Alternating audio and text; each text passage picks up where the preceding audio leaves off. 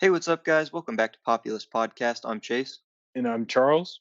and today we're joined by Libertarian Vice Presidential nominee Spike Cohen. Thanks for coming on today. Thank you, Chase and Charles. I really appreciate this opportunity to talk with you and your audience. All right, so do you want to go ahead and get us started by telling the audience who you are, where you're from, and why you're running for vice president? Sure, absolutely. Hey, folks, my name is Spike Cohen. I am the Libertarian Party's vice presidential candidate. I am a business owner who started a web design company back in my teens, back in 1999. 3 years ago, I sold that company so I could focus my life full time on my real passion, which was spreading the message of liberty to a public that often hadn't heard our ideas. And to that end, I became the host of My Fellow Americans, the co host of the Muddy Waters of Freedom, and the co owner of Muddy Waters Media. I have used the leadership and communication skills that I have learned to wake people up to the reality of what the Democrats and Republicans have imposed upon them and contrasted them with our common sense libertarian solutions. To that end, I decided 6 months ago, or actually 7 months ago now, to run for the Libertarian Party's vice presidential nomination to demonstrate my ability to spread the message of liberty and change the cultural conversations so that we can score a big win this year in 2020. And the Libertarian delegates saw fit to make me their nominee, their candidate, and they they paired me with Jo Jorgensen, my presidential running mate. All right, so you initially gained traction as Vermin Supreme's running mate. Mhm. Together, the two of you ran on a platform including free ponies and other such policies. What would you say to voters worried that your campaign is a gimmick or merely a joke? Yeah, so the satirical stuff from the Vermin campaign is a very effective way to reach the 40 to 45% of eligible voters who don't participate in politics. They think the whole thing's a joke. They think everyone's out. They think all politicians are liars and that the whole system is really rigged against them. And they're right. And these are actually very libertarian ideas that they have. And Vermin has come up with an incredibly effective way to use satire to reach these folks when no other, politician or candidate could. And so he's been able to bring them in very large numbers. We are very grateful for what Vermin has been able to do and continues to do for the liberty movement to bring people in, and we are grateful for him helping to campaign for Joe and me running for president and vice president, because we are running on a campaign to change that, where the level of political discourse in this country is not a joke, where we are not just pandering to people to get their vote and just go into office and do the same thing that has always been done. We are there to demonstrate that the Republicans and the Democrats have had exclusive control of every single lever of power for over 160 years in this country. They have created the problems that we face. They have made those problems worse over time. They promise every 4 years to fix it, and they have no intention of doing so because they have built a system around benefiting from your suffering. And we seek to apply the common sense libertarian solutions that will dismantle those systems and put the power back in your hands where it belongs so that you can live freer and safer and happier lives. All right, with no third party candidate getting above 10% nationally since George Wallace in 1968, would Mhm. you prefer a system of ranked choice voting in order to allow more people to vote for third parties without, quote unquote, wasting their vote over the current system of electoral politics where it's winner take all? Well, first of all, I would say that a wasted vote is voting for the same people who created the problem and are now, once again, as they do every 4 years, promising that they're going to fix it. They're totally going to fix it this time. The problem that they created and continue to make worse and have done nothing to solve, they're going to totally fix it this time if you just vote for them one more time. I'd say that's a wasted vote. In terms of ranked choice voting, yeah, I think ranked choice voting is a great system. It does allow for people to feel as though they don't have to worry about one side winning over another. But with all that being said, we are competing in this system and we are running to win. And we know that when we can get Jo Jorgensen on that debate stage and get that 15% in the opinion polls to be able to get on that debate stage, it'll be such a clear contrast between Donald Trump and Joe Biden, two men who are so emblematic. Forget the fact that the two of them can barely string a coherent sentence together between the two of them. They're also both personifications. They are emblematic of everything that is wrong with politics in America and in DC. Two men who have, one's a lifetime politician whose hands are in every bad policy that is in Washington DC right now, and the other Donald Trump, a lifetime crony who then, became a politician in the past few years and has his hands in every bad policy that is, prominent in American governance, and to contrast that with Jo Jorgensen, an absolutely brilliant woman, a self-made entrepreneur, someone who's ready to lead from day one, a senior lecturer who's able to break down complex ideas in a way that is relatable to everyday Americans, who can point by point and case by case and example by example demonstrate how Joe Biden and Donald Trump and the Republican parties have created these problems that have led to the suffering that we're having now, and how to contrast that with how her common sense libertarian solutions are the ways to solve those problems to our benefit. Okay, so on to some policy specifics. Okay. A major plank of the libertarian platform is ending victimless crime. Mhm. Can you elaborate on this and touch on the list of things that you would move to decriminalize/legalize if elected? Yeah, absolutely. So a victimless crime is, well, let's first talk about what actual, like, victim crimes that have victims are. So obviously things like rape, murder, kidnapping, assault, theft, fraud, pedophilia, molestation, things like that. These are, making credible threats of violence. These are things in which someone has been violated. Their life has been violated. Their body's been violated. Their property's been violated. These are situations in which there is an actual victim who has suffered actual damage or threats of damage as a result. Selling a plant has no victim. Ingesting a drug, even if it's a drug we don't like. And I say this as someone who's been sober for 14 years.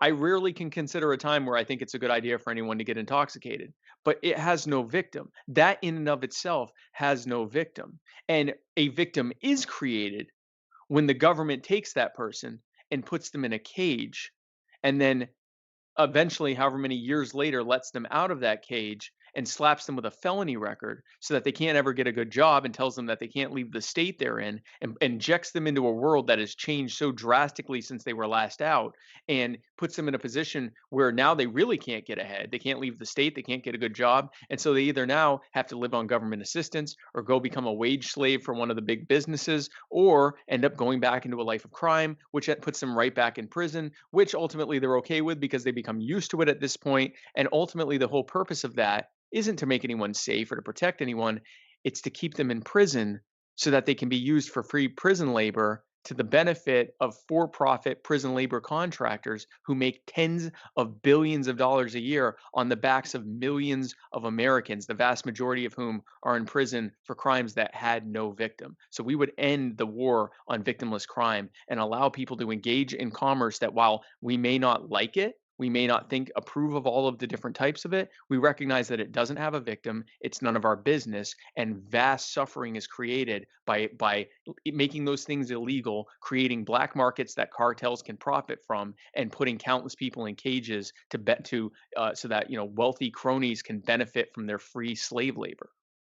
All right. So, in recent weeks, the Supreme Court ruled that the Deferred Action for Childhood Arrivals, more commonly known as DACA, could not be changed by the Trump administration for the time being. On the other hand, they ruled that asylum seekers cannot make their case to a federal judge, and also granted Trump the ability to quickly deport undocumented immigrants at his will. Do you think that the court is right in one of these cases, both, or none? I think that the federal government has should not have no say in where people can or cannot go. So what the founders intended by the create and it's enshrined within the Constitution. The founders intended a system whereby people can come and go as they please. The borders are there for only two purposes. One is to delineate the jurisdiction of the United States government and the states within it, and two is to say this is a line that foreign militaries cannot cross. And if you cross this line, we're now at war. That's it.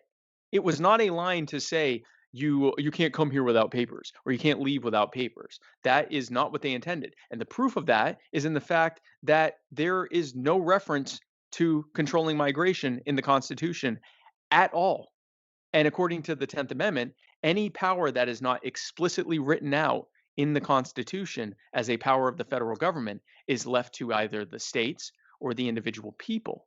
And so that is why the United States was open for the first 100 years of its existence. It was open to unregulated, uncontrolled, unlimited migration to and from the country. And all of the things, all of the nightmare scenarios that we're told by the pro border security people that will happen, that will be overrun with people that are going to, invade our land and, rape our women and, kill us in the streets and live off of us and everything else. None of that ever happened. It didn't happen.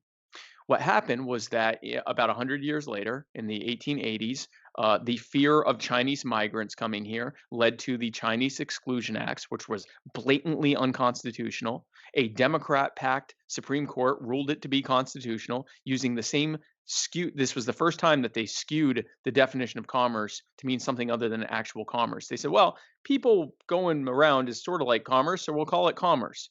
And ever since then, every other unconstitutional infringement upon our lives and rights and properties, gun control laws, prohibitions on alcohol and drugs, overregulation of sectors of the economy, Obamacare and all the insurance mandates, all of that has been justified as being constitutional using that same precedent of skewing the definition of commerce. But it's worse. Look at the police state and the surveillance state that has had to been created to try to control the borders. In most states, if you want to get a job, you have to go through the federal E-Verify program. You have to get, if you live anywhere in the U.S., you have to get these so-called real IDs, which have all of your biometrics on it, to be able to travel even outside of your state now, or at least to travel using air travel. You have ever-growing restrictions on your ability to do things, even like get a lease or put utilities in your name without basically having it go through the federal government's database first to make sure you're supposed to be here, quote unquote. And there are still people here illegally. If you consider the kind of police state that would have to be created to effectively keep everyone out and to remove the people that are already here illegally, I assure you, you would not want to live in that kind of country. It would be even more brutal than the things we've seen over the past couple months in order to try to keep us inside to slow the spread of COVID-19. It would be an absolute nightmare of a society, similar to what the Soviets had to keep people out. That is a very, very bad thing. And the founders were 100% correct in understanding that people moving, going to places where they wish, and our ability to host and hire and house whomever we wish on our properties and to travel to other properties where we are welcome, not only is infringing upon that blatantly unconstitutional and a violation of our rights, but it would also lead to a massive police state that none of us would want to live in.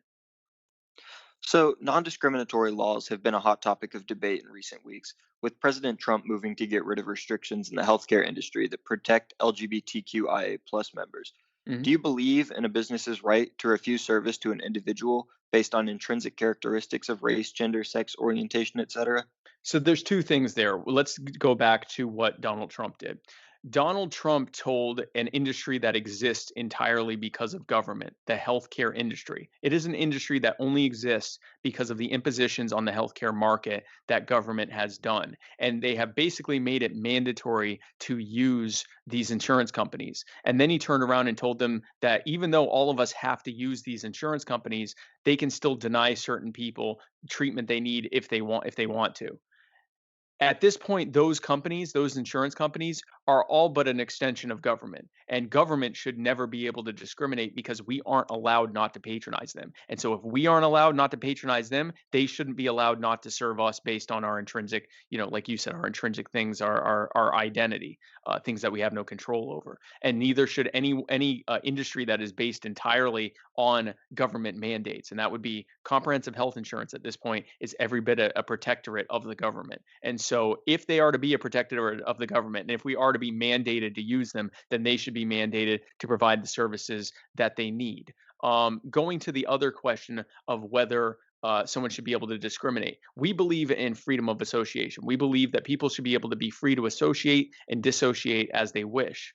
The problems that we see from discrimination are twofold. One is when the government enforces discrimination, like the Jim Crow laws, and two is when these providers have created such a cornering of the market using government barriers to competition that they're really the only game in town and they're de facto monopolies. And the way to deal with that, rather than having the government try to force someone to provide services, the best way to deal with that is to break up those monopolies by removing those government barriers that make it harder for new competitors to thrive and to disrupt and grow in that market and take market share, so that they could provide those services if they wish to. So that's the long-term answer to that. But for the specific thing with Trump's decision, the Trump administration's decision on healthcare, on the insurance companies, those insurance companies are basically the extension of government, and that was a bad decision that could potentially harm the lives of many people, for no other reason than to grow or pad the bottom line of insurance companies that we are all including those trans people, are all mandated to serve to patronize, to use their business. All right, moving on. With millions of Americans taking to the streets to protest the militarization of the police, along Mhm. with police brutality, what would the Jorgensen administration do to tackle issues such as these? First thing is we end qualified immunity. Jo Jorgensen goes in, ends qualified immunity. What's qualified immunity? Qualified immunity is basically, imagine if you could go into court and say, Your Honor, I know I've been charged with murder or whatever, but I think what I did is perfectly reasonable. And the judge goes, Oh, if you thought it was reasonable, then I'm going to throw it out. Qualified immunity is an absurd legal doctrine that was written out of the ether, out of thin air by the Supreme Court to justify government abuse against civil rights protesters and anti-war protesters in the 50s and 60s by creating a doctrine of qualified immunity that says, well, police can't be held accountable and sued, and government officials and politicians can't be held accountable and sued if they decide that what they did was reasonable and in the course of their duties. And it has led to the situation we have now. It is why bad policing is increasingly rewarded and why good policing is increasingly punished. Every time Derek Chauvin, the officer who murdered George Floyd, he had multiple complaints against him, 17 complaints, including wrongful death complaints. He had murdered other people. And the Minneapolis Police Department, when they looked at Derek Chauvin, said, This guy's a terrible cop. Look at all the people he's victimizing. He's even killing people. But with qualified immunity, it's not costing us anything because they can't sue us or him. And if we try to get rid of him, we're going to have a big fight on our hands with these police unions. It's going to cost us a fortune. So, as a cost benefit analysis, we'll have to just keep him on. And eventually, one day he's going to do something. He's going to slip up, and we'll be able to prosecute him and remove him from the police rolls. So, you have police that right now are not being removed for no other reason than it would cost too much to remove them, and it's not costing anything to keep them on the payroll, or it's not costing anything additional in terms of lawsuits or anything else. Removing qualified immunity holds bad police accountable and holds the departments and the unions accountable to remove them so that they don't end up becoming a liability to them, which encourages good policing and which heals the rift between the police and the public, especially the most marginalized among us. Another thing that needs to end is the war on drugs. The police increasingly are used in a role of enforcing a war on drugs that is, as we said before, nothing but a ploy to criminalize people, disenfranchise them, and use them as slave labor in prisons as chattel slaves. That needs to end. The war on drugs needs to end. No knock raids, the raids that were used to kill Breonna Taylor in her home, those need to end. The 1033 military surplus program, where the military industrial complex dumps military equipment and military training on how to use that equipment, which further militarizes the mindset of the average police officer in this country, that needs to end immediately. Mandatory minimum sentencing, where judges who get people in front of them, and I've talked to former and current judges who have said that they get people in front of them who say that they flat out recognize do not need to go to prison. They need diversionary programs. They need to, get a tough talking to. They need to be put in some kind of a rehab program. But there's a mandatory minimum sentence rule that says that they have to, give them a certain number of years in prison. They have to do it. And so they have to pound that gavel and sentence them to 3, 5, 10, 20 years when they personally think they shouldn't have gone to jail at all, and that they should have instead, been made to make their victim whole, and then, learn from their mistake and go through some kind of diversionary program so that they can get this behind them and thrive in their life. And instead they have their life destroyed so that they can be used for chattel slavery. We would end that program. We would end we would end civil asset forfeiture, where the government will rob the people to the tune of tens of billions or billions of dollars a year, where they rob people who haven't even been tried for anything yet. And if those people are found not guilty, or the charges are dropped, they have to sue to get their stuff back, even though it was just determined that they never should have been robbed to begin with. We would end that program immediately. All of these things would contribute to holding bad officials and politicians and police accountable, which encourages good policing and good governance instead of bad governance and bad policing, removing the incentives for them to victimize people, and also, dismantling some of the systems that keep systemic racism going in this country. Those are the things that Jo Jorgensen would do, and using the Department of Justice to go after abusive departments and police and politicians, primarily for that purpose, a Department of Real Justice. That is what a Jorgensen administration would do. So, in a recent interview, your running mate, Dr. Jo Jorgensen, came out in favor of free market banking with unrestricted competition. Mhm. Given the predatory and volatile history of unaccountable banking in this country, why would an unrestricted banking sector garner any different effect this time around? We don't have unrestricted banking. We have crony banking. The reason they were predatory is because they were, again, what do we keep talking about? The government comes in, picks winners and losers, holds them immune to being held accountable for it, and then externalizes the cost whenever they screw up to us, the taxpayer. So, perfect example here with the predatory banking.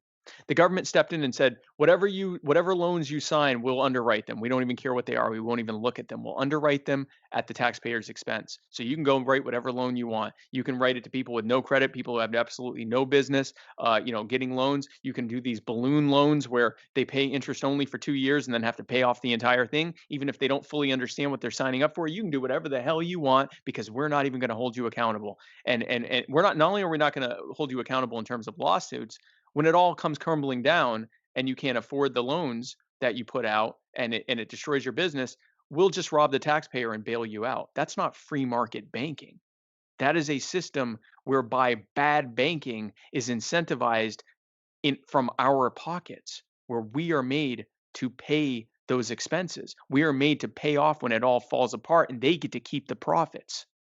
And that's the result of what causes these boom bust cycles and these meltdowns is the federal government using the Federal Reserve underwritten by the US taxpayer to allow banks and every other and insurance companies, and not just banks, but I mean all of the other big business cronies to do whatever the hell they want and be held against any liability, and for the cost of their screw ups to be externalized to the rest of us. That is what we have had. Free market banking is where the government just gets out of it and says, hey, listen, do what you want, but you're going to be held accountable. If you do something predatory, they can sue you. If you violate people's rights, we'll come after you. We'll go after you for violating people's rights. If everything fails and your bank falls apart, oh well, you go out of business because you made bad business decisions, and that will incentivize good free market competitive banking practices. Not with any federal program, but simply by holding them accountable, letting them be responsible for the good or bad that comes from what they do.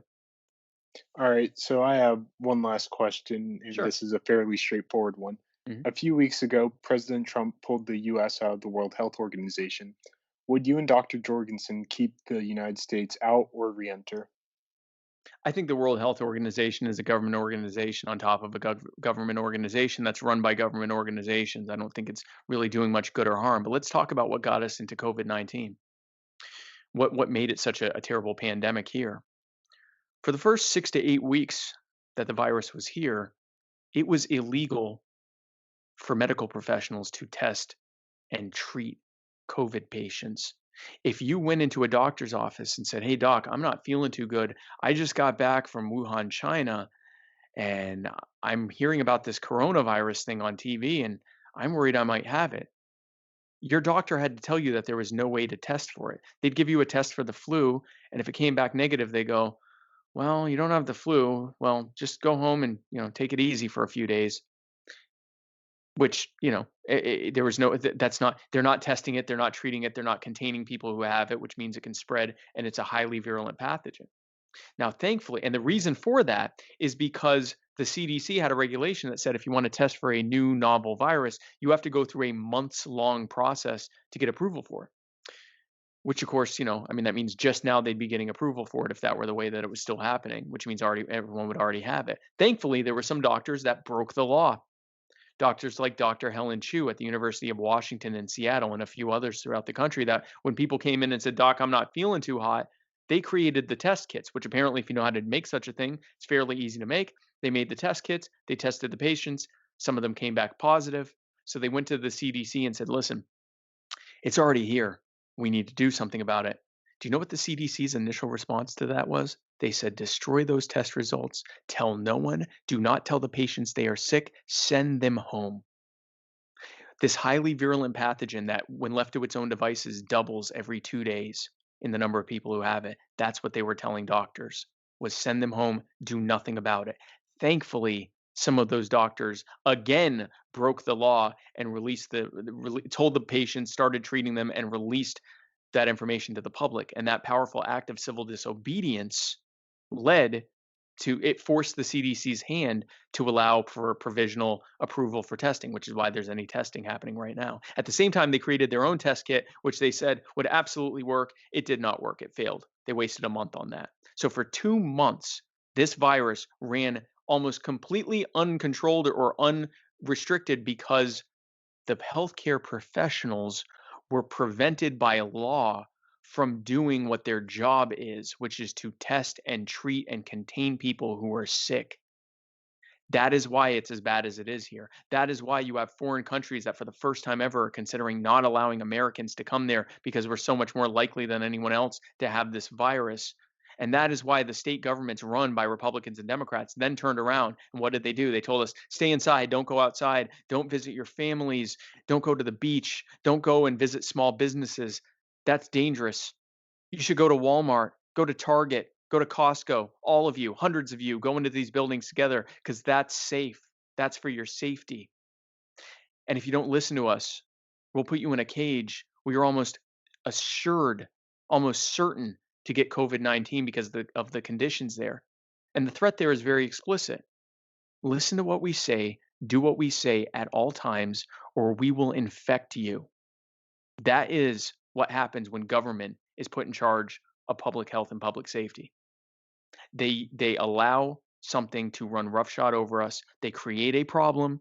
They use that problem as an excuse to have further control over us. Oh, and by the way, when they were doing all of that, and everyone was saying, "Well, how am I going to make a living?" They said, "Oh, we got you, fam. Here's $1,200. Oh, we're also going to give trillions of dollars to the most wealthy among us, so that their bottom line isn't touched at all." They gave universal basic income for billionaires, and they gave the rest of us $1,200 and said, "Stay inside forever until we tell you otherwise."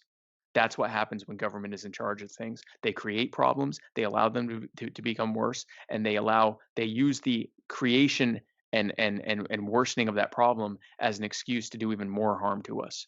So the answer to pandemics and healthcare in general is to remove government from the equation so that the healthcare professionals and the consumers of their products and services can come up with the solutions themselves without a centrally planned, arbitrarily defined, and crony friendly authority stepping in to impose themselves on us at our expense and to their immediate benefit.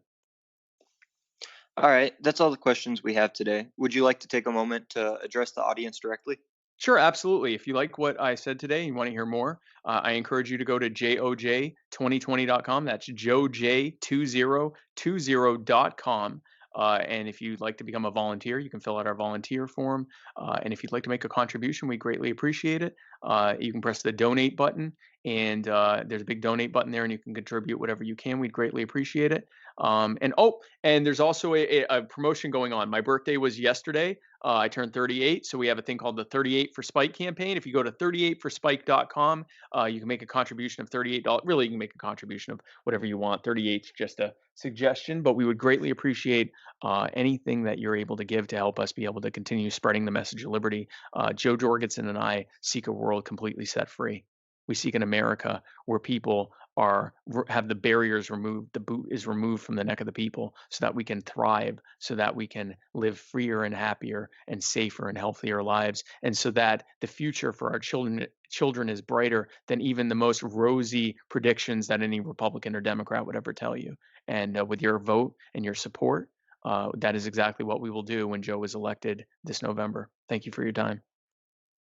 All right, that's all we have for you guys today. If you'd like to support Dr. Jorgensen and Spike Cohen in their 2020 presidential bid, the links to their website as well as their social media will be down below. Thank you all so much for watching, and we'll see you in the next one.